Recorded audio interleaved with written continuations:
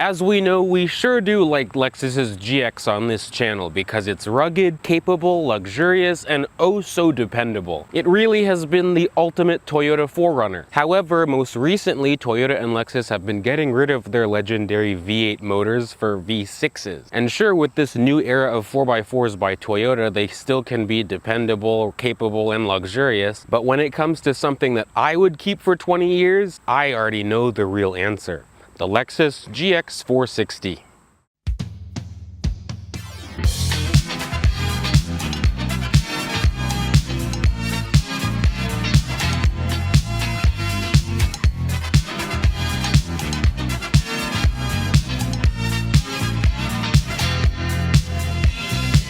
Happy Saturday, my brothers and sisters. I hope that you've had a good week. I certainly have, and I'm very excited to show you the latest addition to my family. However, I will make a disclaimer, this is not my vehicle. If you don't know much about Lexus's legendary J150 body Land Cruiser Prado, known as the GX 460, I'll give you a little bit of a rundown. The GX 460 was produced from the 2010 model year to 2023. Of course, the GX still retained the same formula that Toyota used for ages with the 470, full-time four-wheel drive, body on frame, V8, and loads of leather. It really turned it into the ultimate Toyota forerunner, especially when it came to the 460. Toyota didn't even offer a V8 forerunner. 99% of the life of the GX 460 has been trouble-free and flawless. However, only in early 2010, April of 2010 to be exact, Consumer Reports marked the GX 460 to be unsafe and a do not buy because Toyota's vehicle stability control, VSC,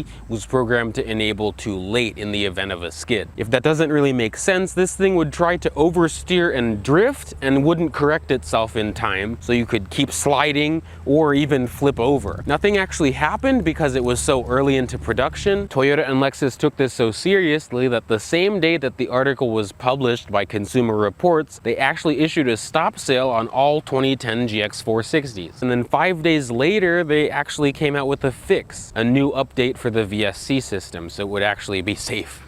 Among the other regions that the GX 460 was sold, China actually got this as well. In 2012, they introduced the GX 400. Not a hybrid, no. It used the 1GR FE 4-liter V6 from the Toyota 4Runner. I assume Lexus of China did this because of all the pollution that's over there, but still imagine this thing with a V6. The GX 400 was produced from 2012 to the 2017 model year. The 460 went through several phases throughout its lifespan as well. The first one being the 2010 to 2013 phase, the classic 460 look. In 2014, Lexus added a new front bumper with the new spindle grille like this one, and new tail lights, which were clear. Of course, pretty much throughout every model year, Lexus also sprinkled more features in the GX as well. But finally, in 2019, for the 2020 model year, Lexus introduced the second and last facelift of the 460, giving it a more updated spindle grille and new triple beam LED headlights, which look great. But what's nice about having a lifespan so long like this is you could have a 2010 460 and put the face of a 23 on it and no one will know. You also won't just find 460s on North American and Chinese soil. You'll also find these pretty much all around the world, like in Ukraine, Russia, Kazakhstan, the Middle East, Costa Rica, Dominican Republic, and there's a few more too. However, not everywhere got these because some places just didn't even have Lexus. Regardless of where these were sold though, all GX 460s from 2010 to 2023 were built in Toyota's Tahara plant in Japan. You know, I'm really happy to say we finally have a Lexus SUV in our family. I know we had the RX 400h, we still have that, but the Land Cruiser line of trucks is really iconic, and since I was a little kid, I wanted us to have some sort of Land Cruiser. This thing in particular belongs to my dad, his latest acquisition. It's a 2017 GX 460 Luxury in Starfire White Pearl. This one has just under 84,000 miles on it, and it really is in great shape. The luxury trim was, of course, the top trim for the GX 460 in 2017, and that's partially why I encouraged him to get this one. I notice if you're looking at these online, the luxury trim is a bit harder to find. Of course, everyone wants a black on black luxury GX, and that's what we were going to look for, but this is a white on cream one.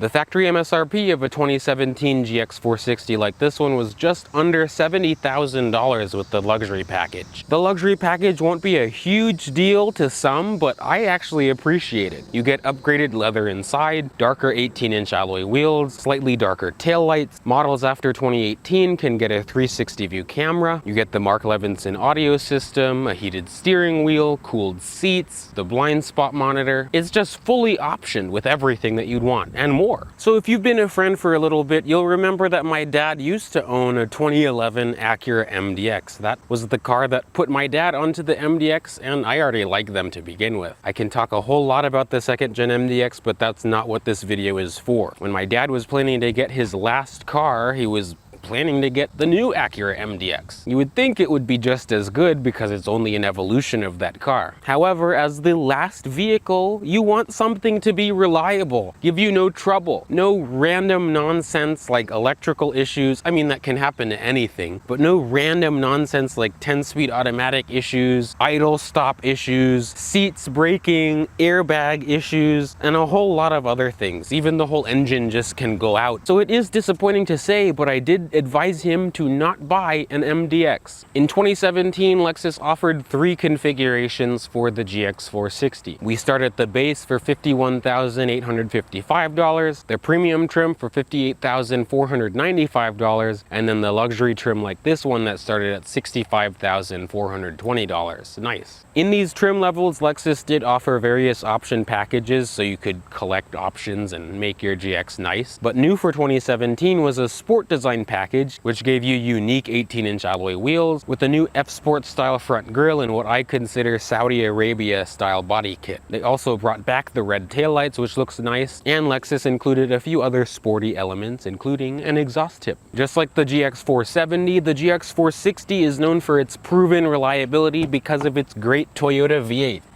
No technological nonsense. It's just a V8 that will just keep running and running and running and running and running. It won't blow up. Now for you modern miscreants, you can huff and puff and say whatever you'd like to say, but this thing is a delicacy of an engine. This is the 1UR FE, a 4.6 liter gasoline powered V8 by Toyota and Lexus. This engine wasn't only available in the GX, but it was also available in the LS 460 and also lower spec versions of the second gen Tundra. In this application, it makes 301 horsepower and 329 pound-feet of torque. Power goes to all 4 wheels through a 6-speed automatic transmission and full-time 4-wheel drive with a 2-speed transfer case with the option of 4 high and 4 low. This also uses a Torsen limited slip center differential, which is also lockable as well. Depending on if the center diff is locked or unlocked, it'll vary power between 60 to the rear, 40 to the front, 70, 30, and 50-50. It really works well, and it's paired to Toyota's slew of off-road technology that they put in the larger Land Cruiser and the LX 570. Lexus wanted this to be ready to run to go anywhere. Unfortunately, the bumpers will stop you from doing that. The GX has never ever been known for fuel efficiency. Lexus rates the 460 to do 15 in the city, 18 on the highway, and a combined rating of 16. And of course, that's on premium gas. If you dare put regular in this, I bet you if you own this long term, you'll have to replace the catalytic converters, fuel injectors, spark plugs, all kinds of nonsense. Just give the thing what it wants. And the V6 twin turbo isn't even that much better. Lexus says that can only get 17 mpg combined. When I personally had the GX 550 last year, I was getting 15 combined. So, just like the GX 470 of the past, this engine is known to be dead reliable. Especially if you keep up with maintenance in certain aspects, this can be a little bit easier than the 470. The main reason is this uses a timing chain instead of a timing belt, so you don't really have to service it. The way to keep the chain and all that healthy is to do your oil changes every 5,000 miles. Some of these around 100,000 miles, sometimes less, sometimes more, can have the valley plate leak, which can leak coolant inside the V in the engine. Because, you know, V8 is like this. That can certainly be a pretty costly job depending on where you take it, so one way to prevent it is to just keep replacing your coolant. Sometimes this engine is known to leak oil from the timing chain cover. That really isn't that common, but it is another costly job. So really, it's just like a Toyota. It's very simple. To keep this thing trouble-free, you just change the fluids, get it checked up, just take care of it, and it will take care of you. Ow. Compared to the 470, thankfully the 460s have less rust issues. Of course, because they're body on frame, you just have to make sure they don't rust out. If you're living in the salt belt, just make sure you wash the belly of your truck pretty often. Anyways, the GX 460 measures at 192.1 inches long, making it 4 inches longer than its predecessor, 2 inches longer than the 5th gen Toyota 4Runner, and the same length actually as a 2017 RX 350. This one being the luxury trim is riding on these dark finished 18-inch alloy wheels. To me, and I think a bunch of other people, they're more desirable on both the 460 and the 470 because the premium trim will have this same design wheel but in silver. Also, because this GX features the luxury package, it offers adaptive variable suspension, so you can make your GX ride firm or soft. It really isn't a huge difference, but you do notice it. Also, just like the 470, we have active height control in the back, so you can raise and lower the rear end of your 460. You got the LX if you wanted 4-corner adjustability. I also noticed compared to the 470, the front and rear bumpers hang a little bit lower, as well as the side steps, giving this only 8.1 inches of ground clearance. But because it's a Land Cruiser, because it's a 4Runner, because it's a Prado, I give it whatever name you want before you argue with me, there's an infinite amount of lift kits that are out for these, so you can make these go as tall as you want. And there's also different bumpers out there too. Some people with 460s I see cut the bumper so you get a little bit more clearance, but I don't think that looks that great. But whatever floats your boat, huh? The 460 certainly is a successor of the GX 470. As you can see, its tall and upright appearance, its large tail lights with a rear cargo access door that swings to the side. All GXs are capable of hauling 3 rows of passengers. This one, being the luxury package, has the available optional bucket middle seats. As you can see in this current moment, the 3rd row is folded down. With the 3rd row up, in this case it is a power folding 3rd row. Behind the 3rd row you get 11.6 cubic feet of volume. If you fold the 3rd row like this, you get 46 cubic feet of volume, and if you fold the 2nd and 3rd rows down, you get 64 cubic feet of volume. While it isn't the most spacious in the world, it still is very usable. I would use this. One aspect of living with this that I would run into personally when it comes to the height of the trunk is me sitting back here, because I like to camp out of the back of my car. This is a little bit small. Thankfully though, there is something nice. The rear window pops open. The 470 doesn't do that. The 550 does do that. They copied this one. I'm sure many of you probably use these as tow rigs, even though they're not that huge. But Lexus rates these to tow a decent amount of weight, 6,500 pounds. They even include a 4 and a 7-pin trailer harness down here. Also, if you didn't know, bless your heart, but this does have a rear wiper. It goes like this. Like this. Thankfully, just like other automakers, Lexus made it pretty easy to get into the 3rd row seat of the GX 460 as well. All you have to do is pull this one lever, and then it slides and gives you a pretty reasonable amount of space. Because this one is the 6-passenger model, it makes it easy to get into the 3rd row if you feel lazy to slide this forward. So technically, all you have to do is just climb between these 2 middle seats.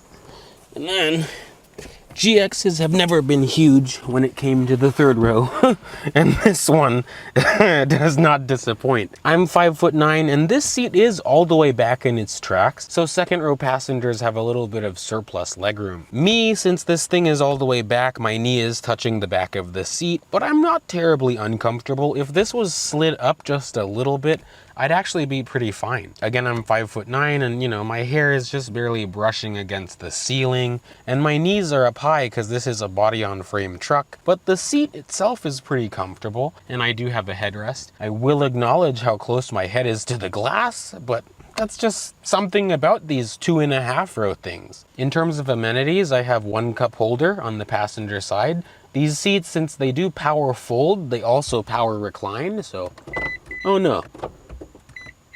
I mean, it doesn't do anything. Thankfully, we do have air vents back here, so on a very hot day like today, we're not sweltering. But for being a 3rd row like this, it's actually not bad at all. No complaints on my behalf. Things do thankfully get better in the 2nd row of the GX 460. Hi.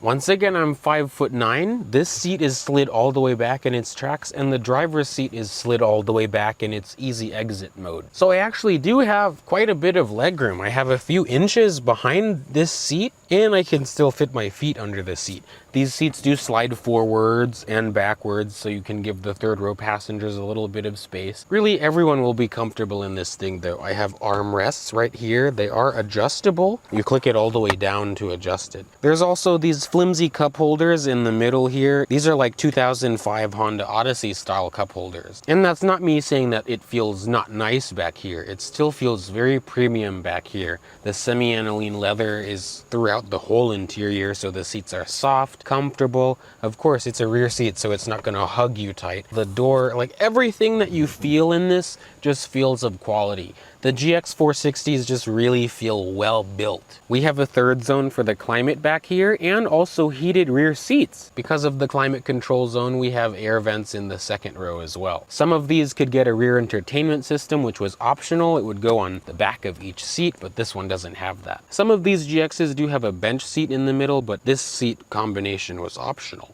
At least to us, one little novel thing that hasn't seemed to wear off yet, and I don't think it really will, is the sound of how this thing starts when you're in the garage.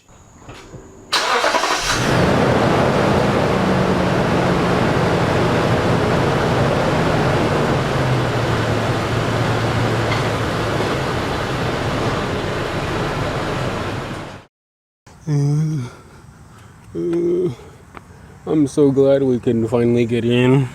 It's so hot. It's like 100 degrees today. Now, welcome to the interior of the GX 460. It's really nice, but again, because it's hot and we don't let our kids or dogs or cats or any animals cook in the car with it off, we need to turn the AC on. So first, this is the key fob for this era of Lexus. I miss this. This was just like the GS 460 and a few of the other vehicles that we saw, but we have the lock, unlock, this pops the rear glass, and then the panic button. Because we have push button start and the smart key system, everything that I could ever want, all you have to do is keep the key fob anywhere inside your GX and then put your foot on the brake and press the start button to go. Much better. Thankfully, you know, this is like a new car to me, so I have AC that's ice cold, I have cooled seats. This feels like the pinnacle of the GX for me. The 470s felt really nice, build quality was really nice, but I just love the choice of materials and the design of this interior, just a little bit more modern. As you can see, this one has the old system in it, the old Lexus Enform system, but I helped my dad install the Hamilton CarPlay unit. So this thing does wired and wireless Apple CarPlay and Android Auto, and it works just like how it was supposed to be in the factory. The response of the screen is good. I really have no complaints on my behalf. This just made the interior complete. Because the Hamilton kit uses all the Bluetooth functions, the microphone, the speakers, the audio. You don't have to do anything, it's just plug and play. That's not sponsored either. This is just something I'd get for my car. Otherwise, the Lexus infotainment is pretty good as well. All the climate controls are embedded into the screen. There are some little tricks that you have to do to get in and out of the CarPlay menu, but it's not hard. It's really nice. You can see this has triple zone climate control. This one, of course, also has the Mark Levinson audio system. Sounds very good. We can get going and just waft. Feel like rich people. This thing is so quiet, so effortless. I had an expectation when we first test drove this thing, and I was like, this is gonna be a good vehicle. I just knew how GX 460s drive. And then when we drove in, when we hopped in this one, I drove it for the first 2 seconds. I was like, oh yeah. You just have to drive one. The new ones do not feel like this. The new ones feel like toy cars. I feel like I'm in a Power Wheels or some nonsense. But this is just really, really refined, so quiet. The steering is so effortless. Everything about it is so effortless, but you have a good weight to the wheel as well. It's not like this thing feels too light. We can see how the power is just a bit after this Explorer goes.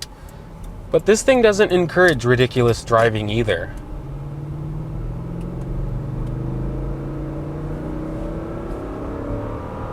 Like, that's not floored. I don't feel like driving full acceleration with this. On the highway, if I need to pass someone and if you need the power, it's there. But I like Lexuses because you don't feel like you have to be rushing around, especially the GX and the LX. You really just, I'm not in a rush. Screw you if you're in a rush. You go around me. Throttle response is good. Seriously, you just have to drive this for 2 minutes and then you're like, oh wow, this is nice. Even if you're coming from a 470, which already feels nice, this just has a more tank-like feeling, and it feels a little bit, the interior makes me feel a little bit more cozy, which I like. You can see we have this beautiful 4-spoke wood and leather wrapped steering wheel. It's heated on this luxury trim. There are buttons on the wheel as well. The buttons on the left control audio, and the buttons on the right control Bluetooth, as well as the voice control, and also the little information display in the gauges. The gauges are very nice in the 460 as well. Very classy Lexus. I really like it. Good amount of information, but we don't have things like oil pressure and things that John Davis would be excited about. But it's very clear, very easy to read. It still rides well. I feel like it rides better than the new models as well. It just has a smoother ride. Behind the steering wheel on the left side, we have automatic headlights and fog lights. They're all LED. And on the right side of the wheel, we do have rain sensing automatic wipers. This thing is loaded to the gills with options. We also have power folding mirrors. That's something that I love that cars have. Like, sure, you do get this sort of trucky ride because it is body on frame and you have the solid rear axle, but really it's nothing that I'd be bothered with.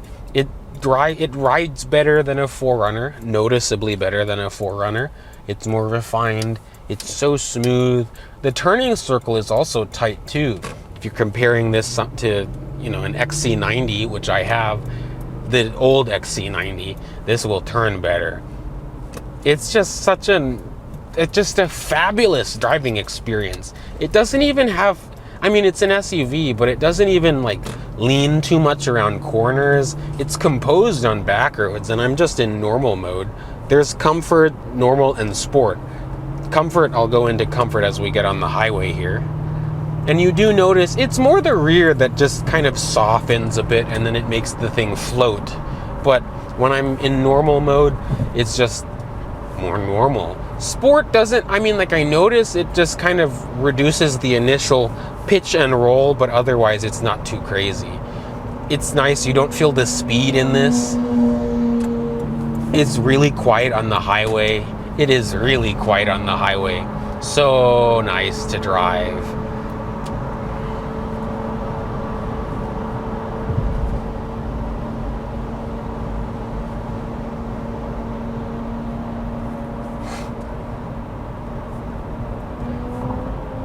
There's not even too much wind noise, so it's not like it's a pain.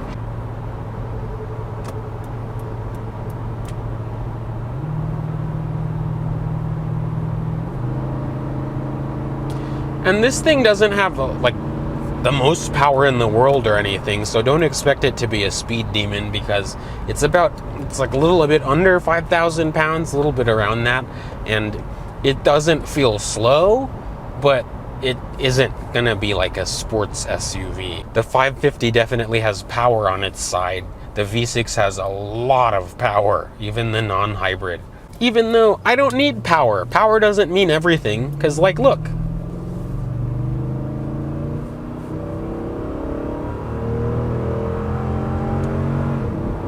Yeah, you have the sound. I kicked my camera. Sorry. That's just how good it sounds. Like, it just sounds good. Even through parking lots, this thing feels very maneuverable. It is easy to park. The windows are big, the mirrors are big. It's just easy to daily drive this thing.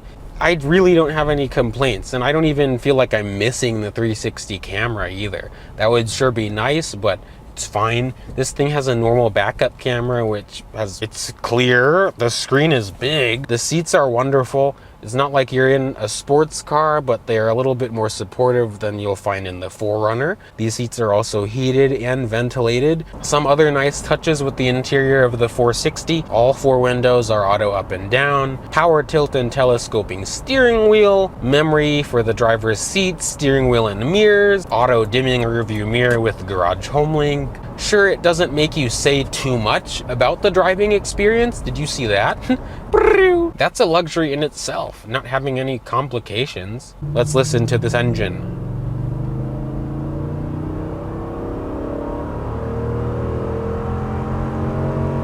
Will I make this light? Yay! So yeah, you know, this is not as fast as the XC90 V8 or even the 550, but if you're coming from the 4Runner with the 4-liter, it's very good. Storage is pretty decent in here for being a Lexus product as well. There's 2 cup holders in the door. There's also storage around the shifter area, a nice big center console. The glove box is nicely sized. The cup holders behind the shifter are pretty big as well. I've been driving 460s since they've come out and I've never disliked the 460. Why would you? And that, my friends, wraps up our time with the latest addition to my family, my dad's 2017 GX 460. It really has been a great SUV and it's done nothing but exceed our expectations because I already knew that this would be a plush, comfortable, quiet, just beautiful vehicle to drive, and it really has been that. The 470 is just as good, and soon enough we'll be seeing this versus the 470. Sure, the 550 is nice, but I don't want to say too much about that. I'm not going to lie to you and just tell you to go buy that over this, because you already know what I would buy. I'd buy this. I do appreciate you watching this video. Thanks to my dad for letting us look at his truck today. Remember to like, comment, and subscribe so you can watch many more of my videos and more videos with the 460 and other Lexus SUVs. But before I continue getting my tan on and it'll be as dark as my shirt, I'll see you guys in the next video. Bye, peeps.